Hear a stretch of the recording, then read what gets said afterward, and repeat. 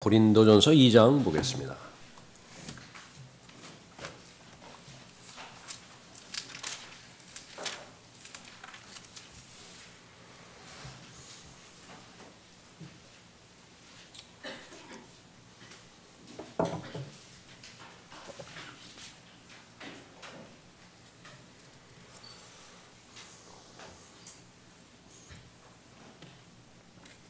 일 절부터 5절까지 받들겠습니다.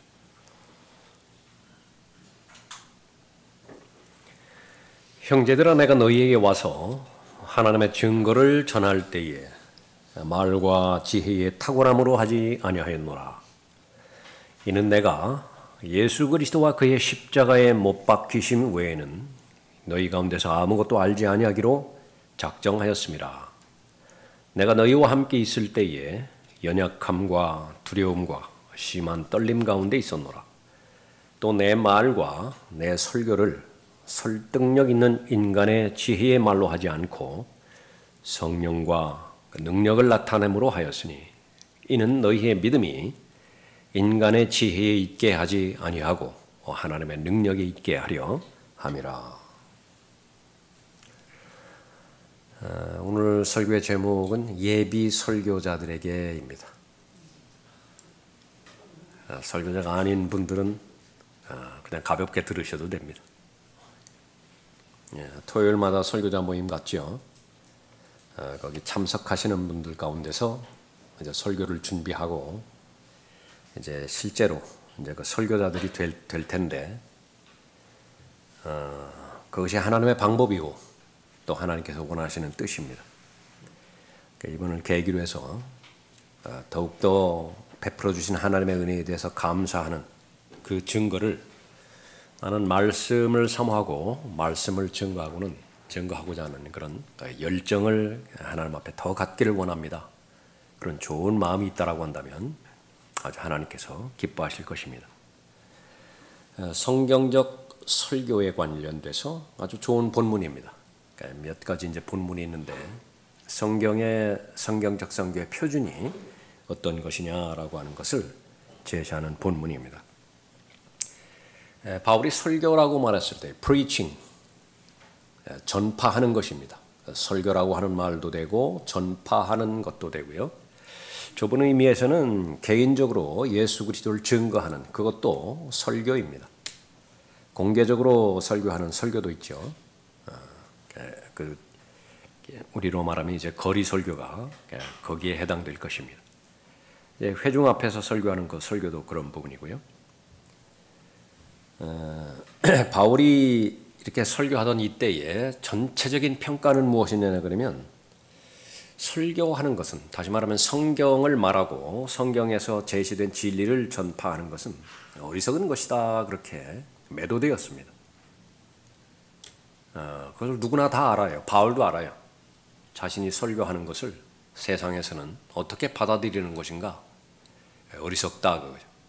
근데 요즘은 거꾸로 해서 세상으로부터 평판받으려고 아주 바둥바둥거리죠. 어떻게 하면 세상으로부터 인정받는 설교나 또 세상으로부터 좋은 설교, 탁월한 설교였다라고 그렇게 보는 것인데 성경에서 본문은 그렇지 않았습니다. 십자가를 전파하는 것이 여기 전파하는 거, preaching이에요. 십자가를 전파하는 것이 멸망하는 자들에게는 어리석은 것이지만 그랬습니다.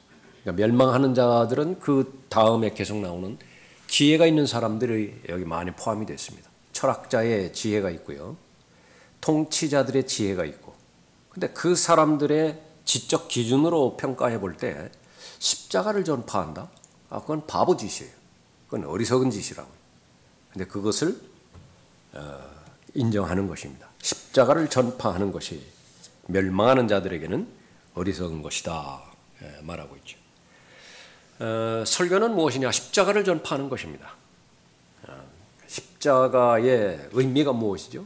예수 그리스도의 죽으심과 묻히심과 부활하심 아니겠습니까? 다시 말하면 그 믿음의 대상이 십자가의 대상이 예수 그리스도예요.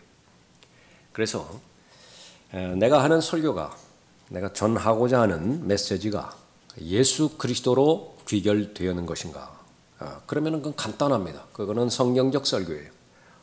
그런데 무언가를 많이 말한 것 같지만은 그 전하는 그 결과가 성도들이 예수 그리스도로 결론을 믿지 못한다. 다시 말하면 예수 그리스도로 말미암아서 내가 더 길이요 진리요 생명이신 예수 그리스도의 그 길에 내 길을 맞춰야 되겠다 결심을 한다든지, 예수 그리스도께서 베풀어 주신 그 고난과 희생을 생각해 볼 때 더욱더 지금의 나 된 것이 예수님의 은혜로 되었기 때문에 감사하다, 감사의 마음이 있다든지, 지금 내가 무엇을 하고 있는지 모르겠다, 지금 영적으로 하나님께서 나에게 베풀어 주신 것, 하나님의 어린 양이 나를 위해서 그 십자가의 고난을 통해서 그 희생하셨는데 그 혜택을 온전히 받은 내 자신이 지금 내 자신을 살펴볼 때 한심하기 그지없다.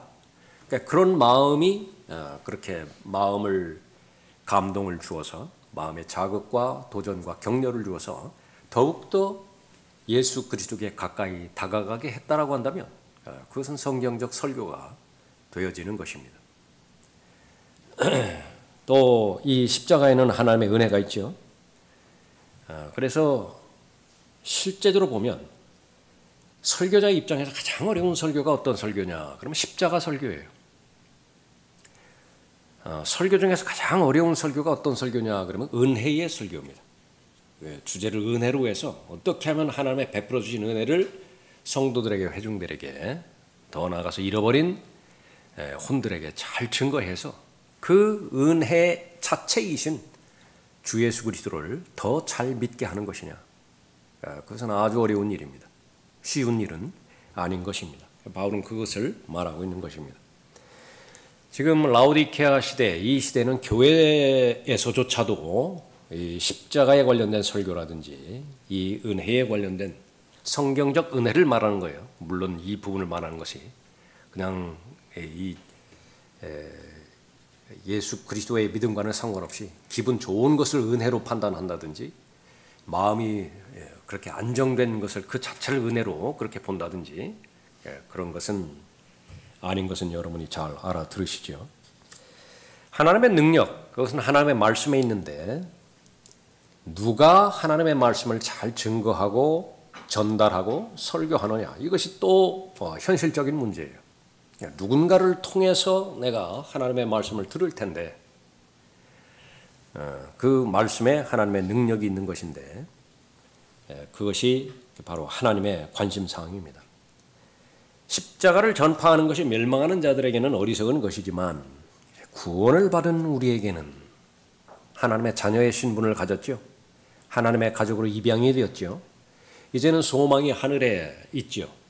다시 오실 예수 그리스도를 기다리는 하늘의 시민권을 가진 사람이죠. 그러한 사람들에게는 그 십자가는 어떤 의미로 다가오는 것이냐? 하나님의 능력이에요. 간단해요. 정말 하나님의 능력이라. 그러니까 우리는 능력을 소유하기를 바라는 것인데, 그러니까 성경에서는 바로 십자가에 대한 전파, 이것을 잘 이해하고 또 나에게 진리가 될 수 있도록 내 믿음과 잘 결합이 되었다고 한다면 그것은 너무나 단순하고 너무나 분명한 진리이죠. 하나님의 능력이라 말씀하고 있는 것입니다. 하나님의 지혜에 있어서는 세상이 그 지혜로 하나님을 알지 못하였기에 하나님께서 복음 전파의 어리석음으로 믿는 자들을 구원하시기를 기뻐하셨느니라. 세상의 지혜로서는 아무것도 이루어지지 않는다라고 하는 것입니다. 그래서 지금 본문에서 지혜의 말이라든지 탁월한 말이라든지 말재주라든지 이 부분을 부정적으로 사용을 했죠. 물론 이것은 말을 잘하는 것, 그러니까 그것은 우리가 추구해야 되는 사실입니다. 설교자는 말을 잘해야 돼요. 가능하면 문법에 맞는 말을 해야 되고요. 가능하다면 철저하게 논리적인 그런 질서 정연한 어순에 의해서 말하고자 하는 결론을 청중에게 잘 전달을 해야 되어지는 것이죠.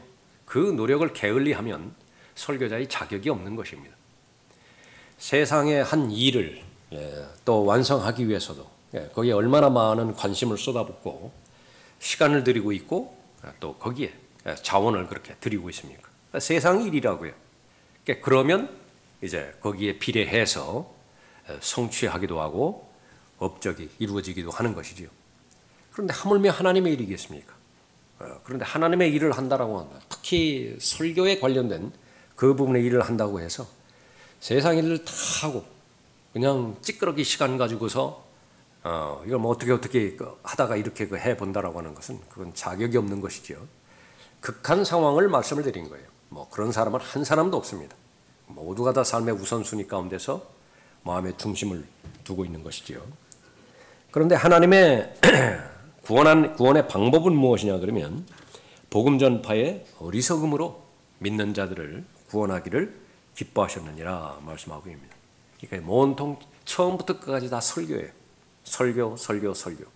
증거. 그러니까 그것이 하나님의 방법이고 하나님의 일을 수행하는 수단입니다. 그러니까 설교가 성경에서는 가장 중요한 것입니다. 예수님께서 사로잡힌 자를 사로잡아 올라가시면서 에베소 4장에서 하나님의 은사, 선물에 해당되는 사람들 주셨죠.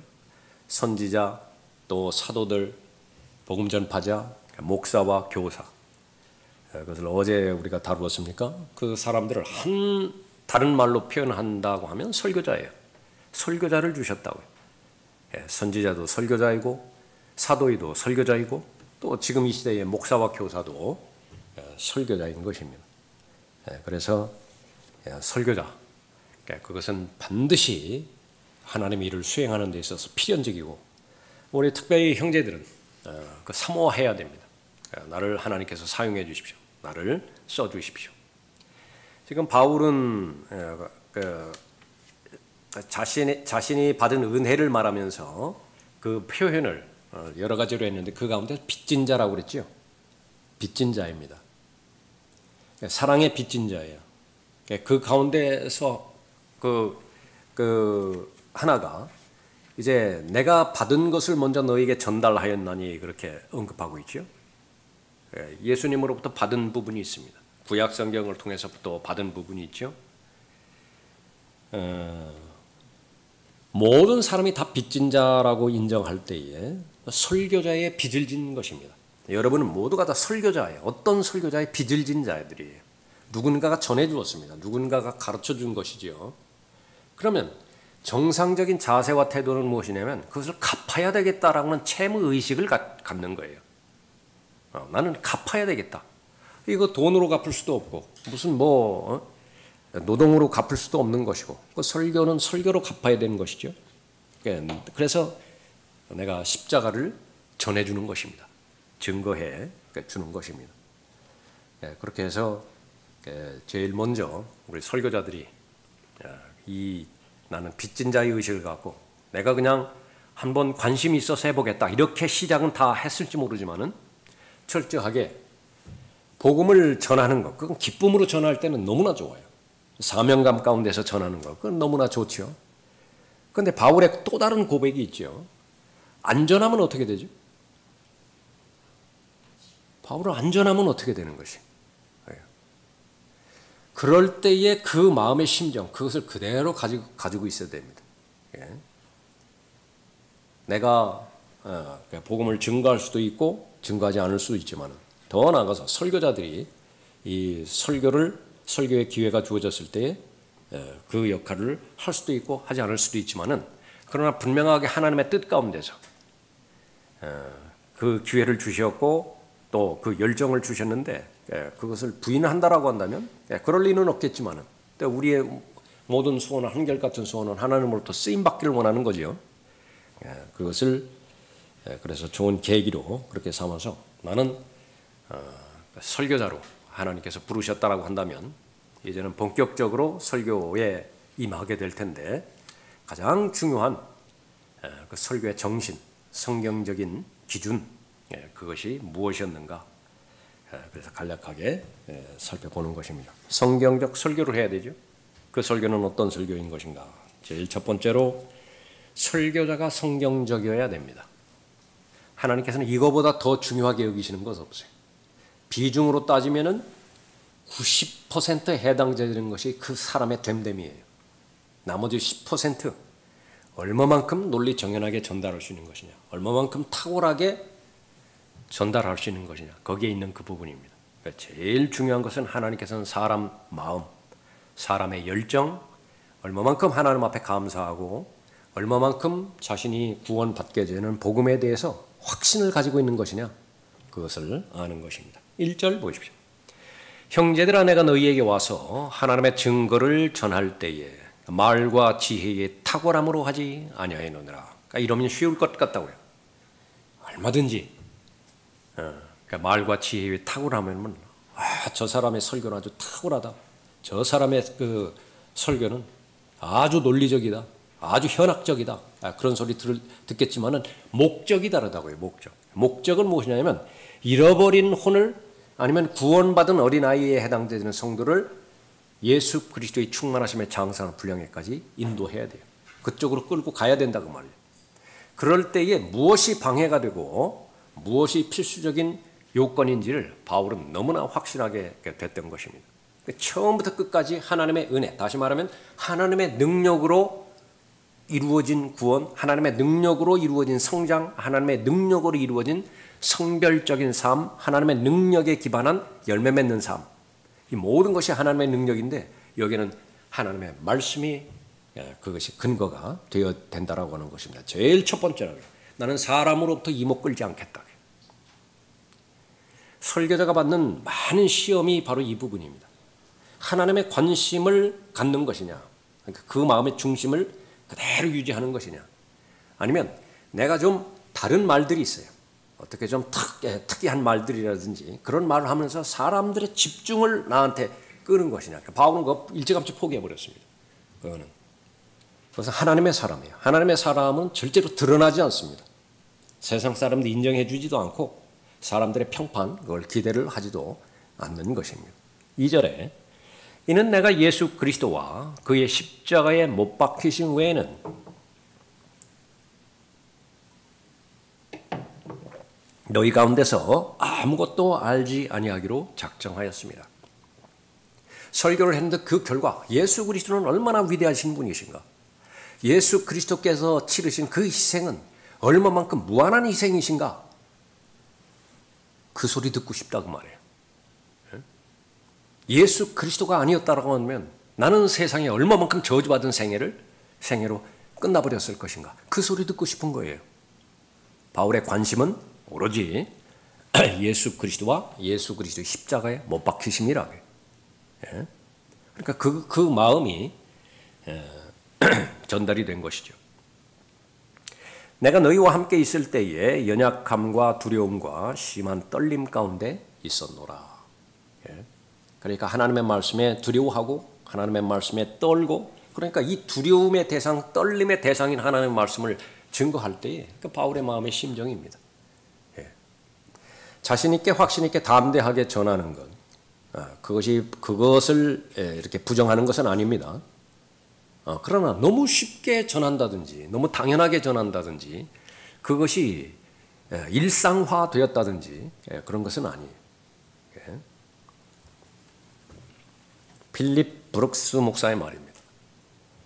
몇 번 인용을 한 그런 목사죠. 설교자의 성품에 대해서 말합니다. 설교를 위한 준비, 이것은 전체적으로 사역을 위한 준비죠. 단순히 어떤 기술을 연마하는 것이어서는 안 된다.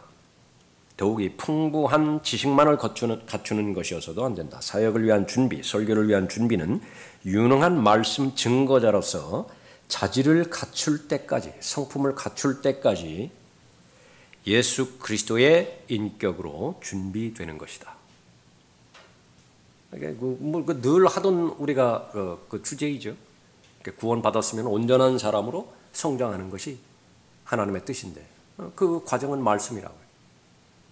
그리스도의 충만하심에 장성한 분량에까지 자라는 것인데 그것은 바로 하나님의 말씀인 것입니다. 사역자의 인격, 그것은 바로 예수 그리스도의 충만하심에 장성한 분량에 이르는 예수 그리스도의 인격을 향해서 계속 성장해 나가야 됩니다. 그러니까 설교자의 성장이 지체가 됐다, 정체가 되었다. 그러면 본인이 제일 어려울 거예요. 그래서 지속적으로 주기 위해서는 지속적으로 그 2배, 3배에 해당되는 것을 내가 영양분을 섭취를 해야 됩니다. 어머니가 자식에게 모유 먹일 때 마찬가지죠. 뭐를 먹어야 나오죠. 먹어야. 그런데 그것이 바로 인격에 초점을 맞춰야 되는 것입니다. 그래서 설교자가 갖춰야 되는 아주 신실한 인격. 그래서 에베소서 4장에서 언급한 것처럼 목사와 교사, 그것을 성경 곳곳에서 병행해서 설명해 주죠. 더러운 이익 때문에 해서는 안 되는 것이고요. 더러운 이익 때문에 하는 것인지 안 하는 것인지 성도들은 몰라요. 그걸 어떻게 알겠어요? 그만큼 자신을 성찰하라고 말이죠. 설교자들이 강단에 서서 설교할 때 도대체 무슨 목적으로 설교할 것이냐? 1차적으로 내가 하나님의 말씀을 읽고 묵상하고 공부하고 암송하고 듣고 했던 그런 그 말씀 가운데서 내 마음을 풍족하게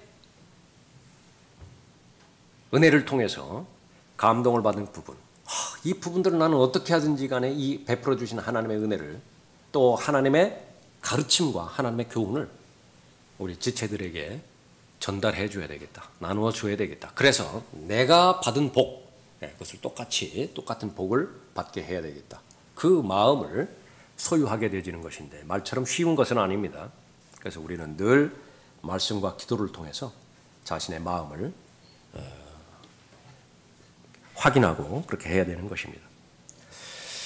주님의 피로 사신 교회, 교회는 교회를 낳아야 되는데 제일 중요한 것은 목사는 목사 같은 사람을 낳아야 됩니다. 그거 하나만 보면 돼요. 그러니까 성도가 그 목사를 닮아가던가 그러면 질서 있는 교회입니다.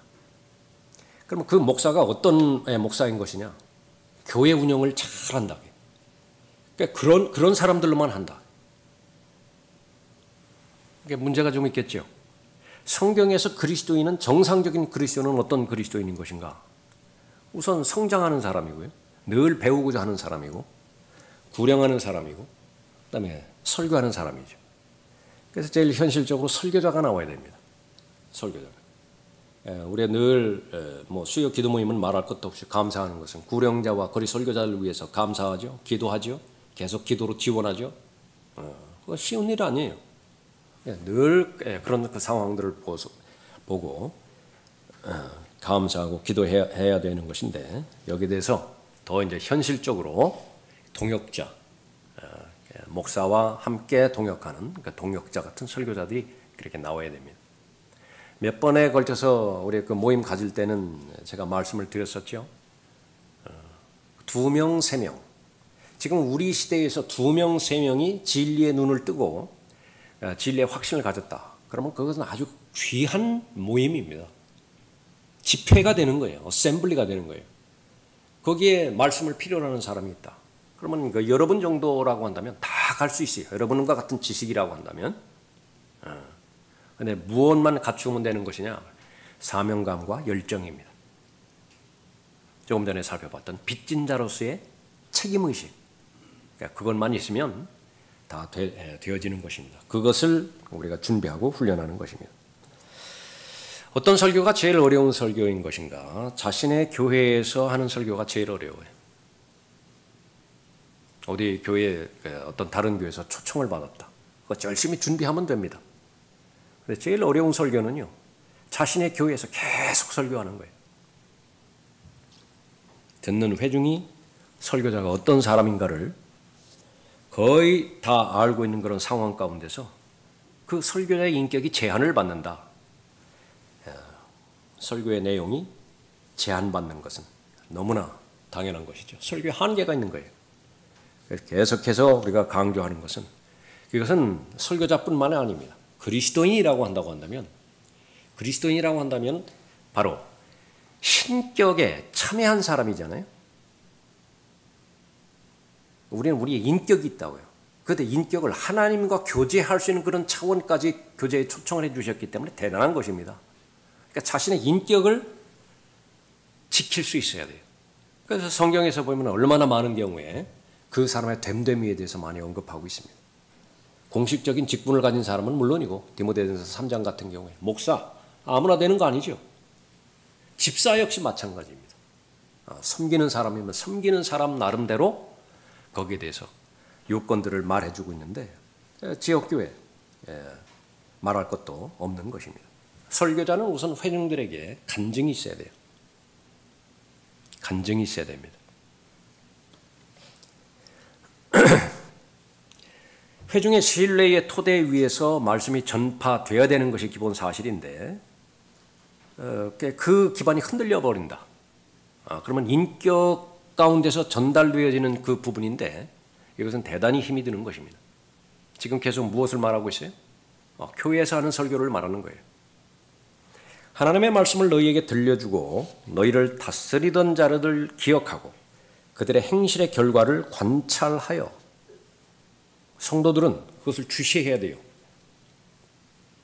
세심히 관찰해야 됩니다. 이건 초신자들도 마찬가지죠. 여러분들 권면해 주죠.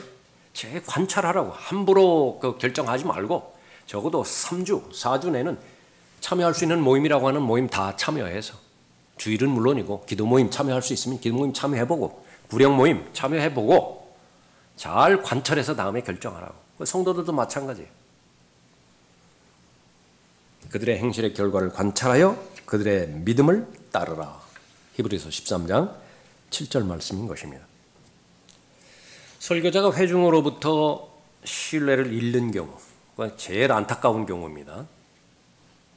두 가지로 살펴볼 텐데 하나는 성경적 무지로 인해서 신뢰를 잃어버릴 수 있어요. 제일 먼저 요인은 성경을 체계적으로 공부하지 않기 때문에 그렇습니다. 하나님으로부터 쓰임받는 사람은 어떤 사람인 것이냐. 제일 먼저 현실적인 상황 가운데서 볼 때에 목사의 입장에서 이제 그 설교자로 또 이제 동역자로 그렇게 세운다 그랬을 때 하나님께서 쓰시는 사람인가 그렇지 않은 사람인가를 일단 봐야 됩니다. 이것은 객관적으로 평가하는 거예요. 그 사람하고 친하다 덜 친하다 이거는 아니에요. 제일 첫 번째는 주님의 이름으로 모이는 모임이 있죠. 특히 교회의 공식적인 모임이 있죠. 그 모임에 하나님께서 넣어주시더냐 그걸 제일 먼저 봅니다. 목사는. 피치 못할 상황이라고 하는 것은 어떤 경우에도 있어요. 그러나 계속해서 확인하는 것은 그 모임에 참여하지 못했을 때에 참여하고자 하는 그 모임으로 기울어진 경향성이 발견되더냐라고 하는 것을 이제 가미를 하는 것입니다.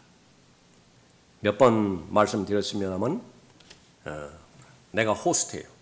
이 돌잔치라고요. 근데 회사에 급한 일이 있어가지고 예상치 못한 긴급한 일이 생겨서 회사에 갔죠. 그 지금 없어요. 없는데 온통 마음은 이 돌잔치에 있다고요.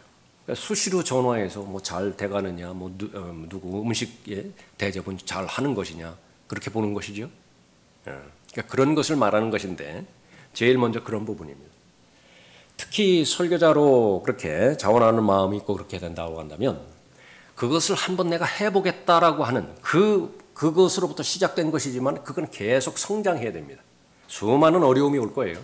수많은 박해가 올 것입니다. 하나님의 일인데 가장 두드러진 하나님의 일인데 그 하나님의 일에 왜 박해가 오지 않겠습니까?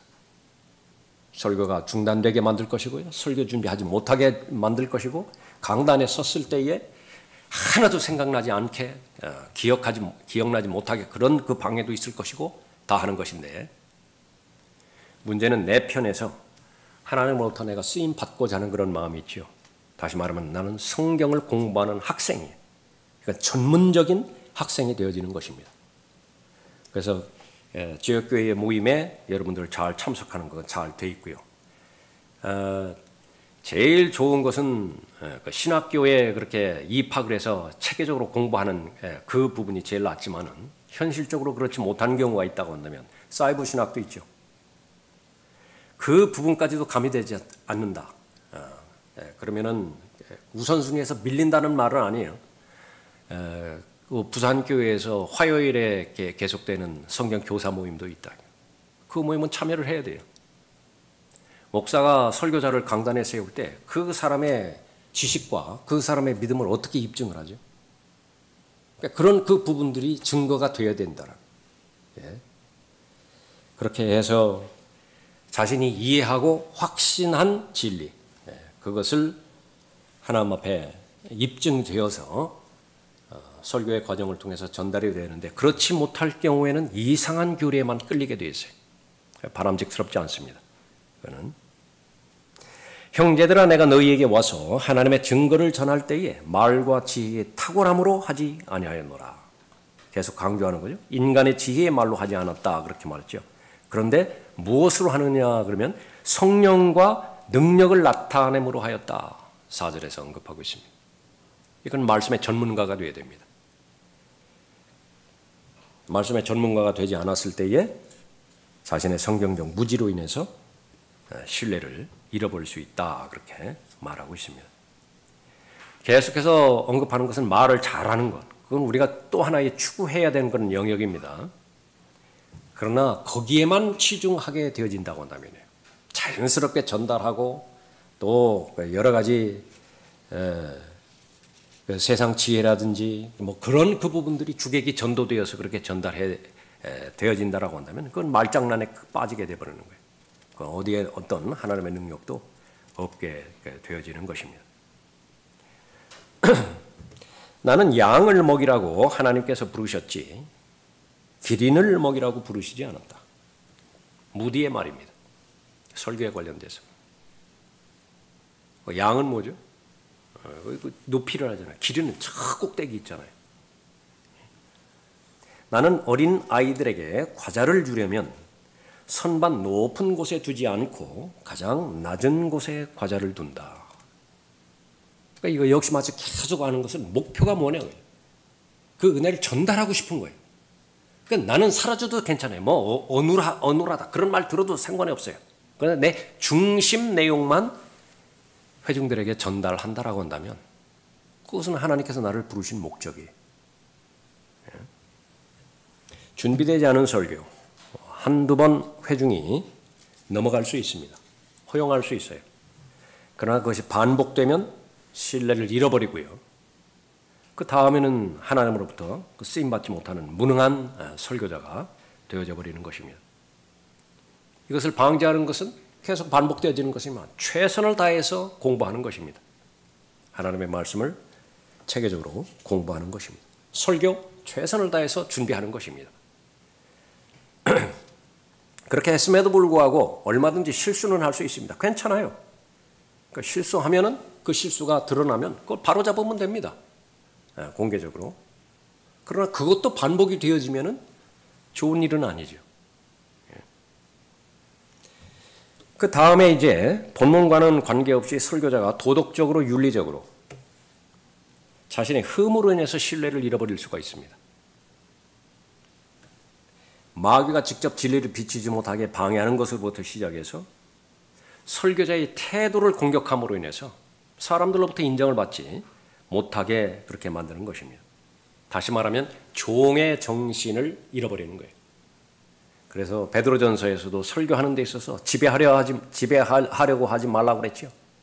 그러니까 사람들로부터 인정과 사람들로부터 칭찬과 평판, 그것이 목적이 돼서는 망해버린다라고 하는 것입니다. 우리는 우리 자신을 전파하는 것이 아니라 고린도후서 4장 5절 말씀인데 우리는 우리 자신을 전파하는 것이 아니라 자신을 어떻게 전파하죠? 내가 설교를 잘해서 사람들로부터 인정을 받아야겠다. 자기 실력을 입증하고자 설교하는 거예요. 내가 얼마만큼 많은 지식을 가지고 있는 것인지 당신들을 좀 알아주십시오. 그렇게 한다고 한다면 자신을 전파하는 거예요. 이거는 결과가 되어야 됩니다. 예수 그리스도를 증거하고자 그렇게 잘했을 때에 자연스럽게 그런 지식들이 자연스럽게 전달이 될 것 아니겠어요? 그 결과가 되어야 되지. 설교자의 동기가 되어져 버린다라고 한다면 그건 마귀에게 바로 사로잡힌 거예요. 어떤 하나님의 능력도 없는 것입니다. 우리는 우리 자신을 전파하는 것이 아니라 그리스도 예수가 주이신 것과 우리 자신이 예수를 위하여 너희의 종인 것을 전파하노라. 고린도후서 4장 5절 말씀입니다. 설교자는 어떤 면에서도 비난받을 것이 없는 것을 목표로 삼아야 됩니다. 절제하고 순종하라고 그랬죠. 예의 바라야 된다라고 그렇게 말했습니다. 평상시에 모든 그리스도인이 갖춰야 될 태도이자 덕목이지만 설교자는 더욱더 그렇습니다. 왜냐하면 설교자는 전체를 대표하는 대표성을 지니기 때문에 한 번 잘못했을 때에 돌아가는 실추는 너무나 크다고요.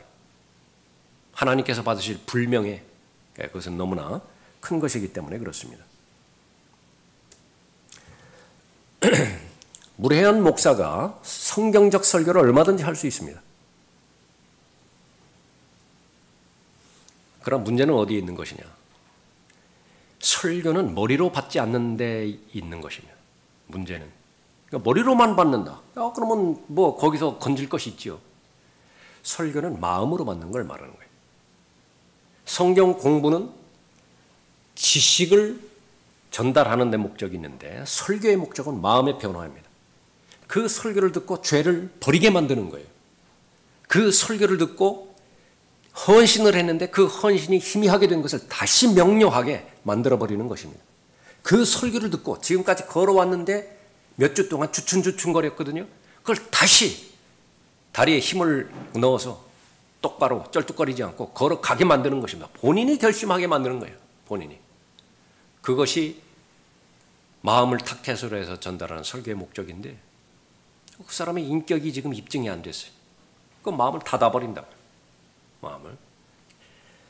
그렇게 아주 수고로운 설교가 성도들의 마음을 닫아버린다고 한다면 그건 안타까운 일이겠죠. 예. 회중 역시 마찬가지입니다. 그렇게 귀한 시간을 하나님 앞에 드리고 또 물질을 드리고 열정을 그렇게 드렸는데 설교를 듣고 아무 반응이 없다. 감흥이 없다. 근데 결국은 자기 손해예요. 결국. 그러니까 그 자기 손해를 무마시키기 위해서라도 설교자를 하나님께서 쓰신다라고 하는 그 부분에 하자가 없는다라고 한다면 순종해야 됩니다. 너희를 다스리는 자들에게 순종하며 복종하라. 그들은 너희 혼들을 위해 깨어있기를 자기들이 마땅히 설명해야 할 것처럼 하느니라. 그들로 기쁨으로 하게 하고 슬픔으로 하지 않게 하라. 이는 그것이 너희에게 유익이 없습니다. 그러니까 결론은 뭐냐면 너희에게 유익이 돌아가야 된다. 그런데 설교자와의 관계가 지금 정상적인 관계가 아니에요. 그렇지만 너희에게 유익이 없다. 더 나아가서 극단적으로 생각해 보고 싶다. 요즘 표적 설교라고 하는 그런 부분이 있죠. 그건 절대로 해서는 안 되는 부분이지만 표적 설교라고 치자고 말이에요. 저 목사는 지금 나를 향해서 지금 저목을 했다. 그 뭘 한다. 거기까지 인정을 하고 비록 그렇다 하더라도 냉정하게 나 자신을 바라봤을 때에 그 말씀의 기준으로 봤을 때 내가 바로 잡아야 될 영역이 있기는 있다. 그래서 이 말씀을 내게 들려주신 것도 하나님의 은혜이니까 내가 이를 계기로 해서 바로 잡아야 되겠다. 저 목사는 그럼 어떻게 되는 거예요? 그것은 하나님의 영역이에요. 하나님의 영역에 맡기는 것입니다. 그렇게 하고 더 나아가서 그 마음을 하나님 앞에 드렸을 때에 계속해서 우리가 기도의 성경 공부 과정을 통해서 살펴봤던 것이 기도하면 어떻게 되면 마음이 변화된다고 그랬죠. 품게 돼요. 품게 된다고요. 또 내주하시는 성령 하나님께서 그 기도의 제목을 주세요. 기도의 제목을 주세요. 그 기도대로 또 기도하죠. 그렇게 되어지면 내가 예상치 못했던 마음의 변화와 성령의 아름다운 열매를 거두게 되어지는 것입니다. 우선 제일 먼저 설교자가 나는 성경적 설교자가 되어야 되는 것입니다. 구원받은 것에 대해서 감사하는 것으로부터 시작해서 내 이후의 삶, 그것은 내 자신을 위한 삶이 아니라고 객관적으로 말씀해 주셨죠. 그렇다고 한다면 나에게 은사를 주셨는데 나에게 말씀을 사모하는 열정까지 주셨는데 또 하나님께서 사용하셨으면 하는 마음의 염원도 있는데 나는 설교자로 쓰임받았으면 너무나 좋겠다. 그러기 위해서는 바로 그 진리의 보물이 담겨져 있는 그릇, 그것은 깨끗하게 유지되어야 되고 또 우리가 추구해야 될, 마땅히 추구해야 될 그런 추구하는 그런 부분들을 추구해야 되는 것이죠. 그 다음에 두 번째이자 마지막으로 설교 본문이 성경적이어야 됩니다. 계속해서 우리가 살펴본 부분은 전파 내용이 예수 그리스도이죠. 십자가는 예수 그리스도라고요. 십자가에 달린 분, 그분이 바로 예수 그리스도이십니다. 예수 그리스도의 말씀이 성경이죠. 성경을 전파하는 것입니다. 성경에서 예수 그리스도를 전파하는 것, 이것은 생각만큼 쉽지가 않습니다. 정말로 성경을 잘 알고 성경을 체계적으로 잘 전달하고자 준비가 되어 있는 사람, 예수 그리스도를 얼마만큼 효과적으로 예수 그리스도에 관련된 모든 부분들을 잘 전달할 것이냐. 한번 여러분이 책상 앞에 앉아서 한번 그 구성을 한번 해보십시오. 예수 그리스도께서 행하신 일, 예수 그리스도 예언도 있겠죠.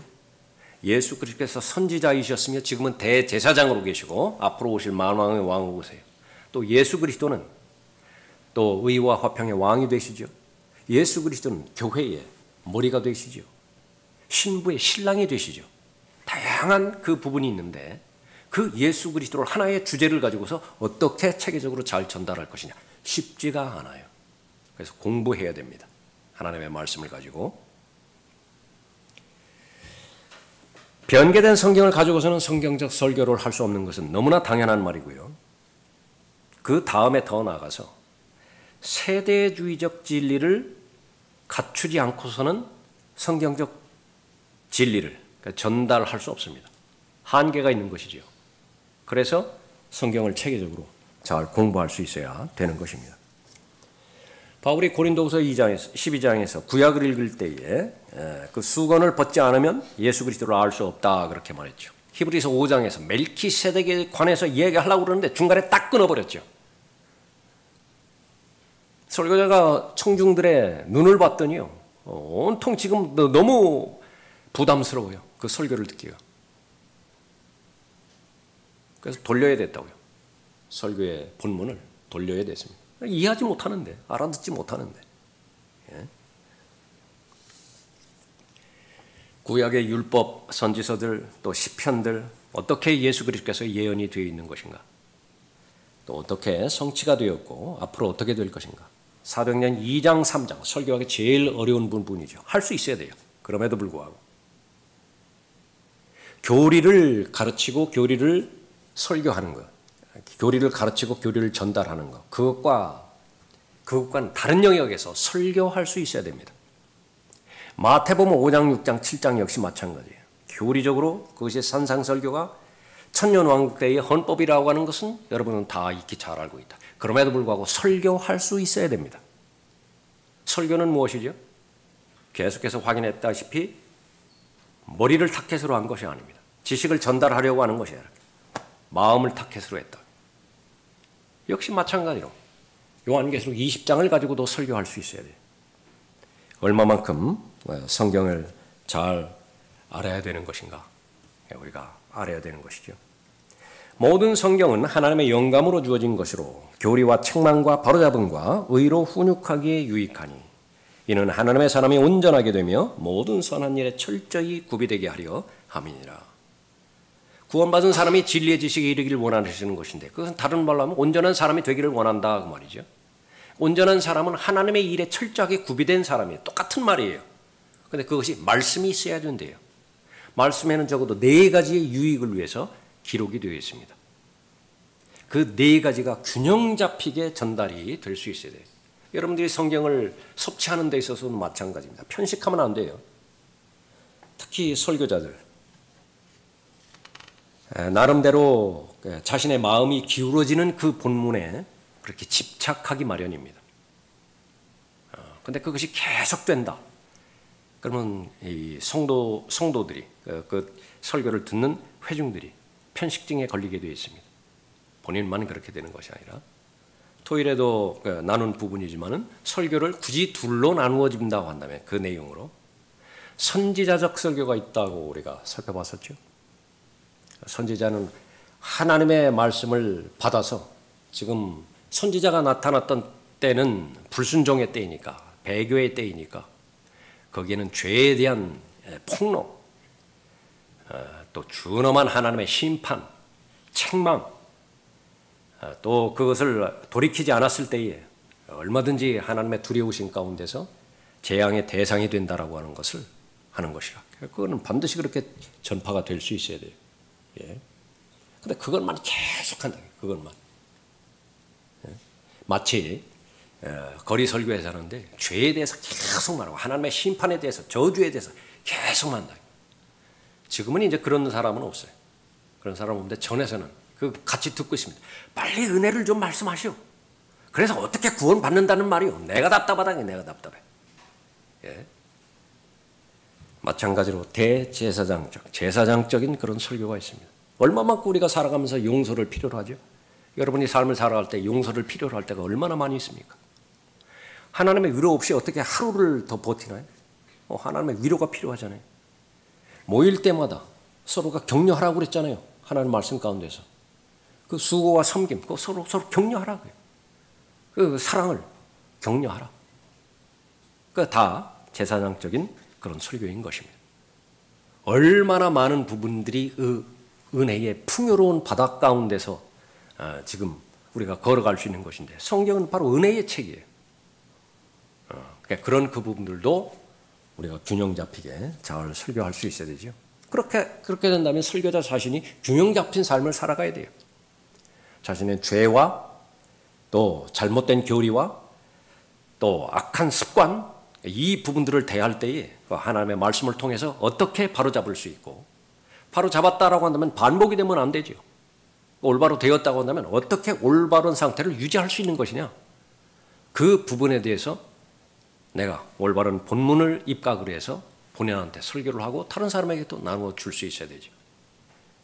근데 마찬가지로 내가 지금 살아가는 것은 은혜의 힘으로 살아가는 것인데 나 자신을 바라볼 때는 소망이 없지만은 그러나 하나님께서는 내 상태와는 무관하게 하나님께서 변함없이 바라봐 주시는 것이 아니 그것이 하나님의 성품인 신실함 아니겠습니까? 일관되다고요. 그러니까 그런 그 부분들을 본인도 잘 적응할 수 있어야 되어지는 것입니다. 설교자는 모든 면에서 은혜의 사람이 되어야 됩니다. 말씀 생활과 기도 생활을 통해서 은혜를 계속해서 사모해야 되는 것이죠. 여러분은 진리의 사람입니다. 진리로 거듭났고 진리로 무장하고 있고 또 지금도 계속해서 진리를 선포하고 있죠. 그러니까 진리가 전달되어지는 과정이 설교라고 한다고 한다면 하나님께서는 여러분을 얼마만큼 기뻐하시겠습니까? 자원해서 하나님으로부터 쓰임받고 싶습니다. 잘 준비되고 구비돼서 바로 하나님의 말씀을 증거하는 그런 사람들이 어느 시대보다도 더 필요한 것인데 이 시대 더 그렇다고. 서점은 널렸죠. 교회는 또 넘쳐나죠. 수만 교회 나와 있다는데 그거는 홍수난 거하고 똑같아요. 지금 이 시대가. 정말로 물이 식수가 귀할 때는 홍수 때라고요. 사방을 봐도 물천지인데 먹을 물이 없어요. 수없이 많은 영적인 양식에 해당되어지는 그 부분 성경부터 시작해서 넘쳐나는 것인데 정작 먹을 양식이 없어요. 그럴 때에 하나님께서 찾으시는 사람 바로 여러분과 같은 말씀에 헌신되어 있고 또 설교자로 쓰임받고자 하는 그런 사람을 쓰는 것입니다. 성경에서 말하는 부흥 그건 하나님의 말씀으로 변화받는 사람이 부흥의 대상입니다. 하나님의 말씀으로 인해서 더욱더 하나님의 헌신적인 삶을 살아가고 성별적인 삶을 살아가고 더욱더 하나님을 사랑하게 하는 사람이 되었다. 그럼 한 사람이라고 한다면 그 부흥이 그 한 사람을 통해서 일어나는 거예요. 그런데 옆에 그 사람이 또 일어나요? 두 사람이 일어난다고요. 그런 상태에서 많으면 많을수록 좋습니다. 그러나 그것이 배제된 상태에서 사이즈만 커간다. 이거는 화예요, 화. 정작 해야 될, 마땅히 해야 될 것을 하지 못하고 이 전체를 수습하고 이 전체를 꾸려나가는 경영에만 초점을 맞추는 것입니다. 운영에만 초점을 맞출 수밖에 없다고요. 예. 그러나 여러분이 지금 형성된 믿음, 여러분이 추구하는 믿음, 그것은 성경적 믿음이기 때문에 무엇이 본질이고 무엇이 수단인 것인지 여러분들은 잘 알고 계시는 것입니다. 다시 한번 이렇게 토요일에 이렇게 참여하는 여러분들 좀 격려를 해드리고 싶고요. 도전해드리고 싶습니다. 가장 귀한 일에 세움을 받는 것인데 다만 오늘 이렇게 말씀드린 것처럼 조금 더 다시 한번 사명감 가운데서 나 한번 해보겠다. 나도 한번 해보고 싶다. 그런 것이 첫 출발이었다라고 한다면 이제는 하나님 앞에 자신을 드리십시오. 온전히 헌신하십시오. 하나님께서 쓰시고자 하신다면 이것은 하나님의 영역이에요. 그것은 입증이 되어야 될 일입니다. 그러나 저는 하나님으로부터 쓰임받고 싶습니다. 무엇을 요구하시든지 간에 할 수 없는 것을 하나님께서 요구하시지는 않습니다. 왜 우리가 성경에서 배운 하나님 아니겠어요? 그러니까 그것을 하나님 앞에 온전히 드릴 때에 하나님의 영광을 위해서 또 하나님의 기쁨을 위해서 저를 사용해 주십시오. 그리고 최선을 다해서 제가 설교자로서의 삶을 살았는데 준비하는 데 있어서 저를 도와주십시오. 하나님의 은혜가 없이는, 하나님의 진리의 지식이 없이는 저는 아무것도 할 수 없는 것이 저의 현실입니다. 주님 앞에 나아갈 때 하나님께서는 여러분을 가장 최선을 다해서 가장 풍요롭게 도우실 것입니다. 기도하겠습니다. 아버지 하나님, 오늘은 특별히 이렇게 설교자로 자원하고 또 이렇게 공부에 참여하는 우리 형제들을 대상으로 해서 하나님의 말씀을 증거했습니다. 하나님께서 그 대상 한 사람 한 사람을 마음을 준비시켜 주시고 또 모든 필요를 채워주셔서 이 시대야말로 참으로 참된 설교자, 참으로 참된 성경적 설교자가 필요로 하는 것인데 어디에서 쓰시고자 하시든지 쓰임받을 수 있도록 하나님께서 주관해 주시길 간구를 드립니다. 또 그뿐만 아니라 우리는 모두 하나님의 말씀에 빚을 지고 있는 사람입니다. 얼마나 많은 사람들이 이 복음을 가지고 부활의 증인으로서 또 예수 그리스도를 증거하고 있고 또 증거하지 못한다 하더라도 마음의 부담을 가지고 기도하고 있고 그러고 있습니까? 하나님의 말씀에 계속해서 좋은 자극을 받을 수 있도록 인도해 주셔서 말씀으로 인해서 많은 결실의 열매 맺을 수 있도록 인도해 주시길 간구를 드립니다. 감사를 드리며 주 예수 그리스도 이름으로 기도드렸습니다. 아멘.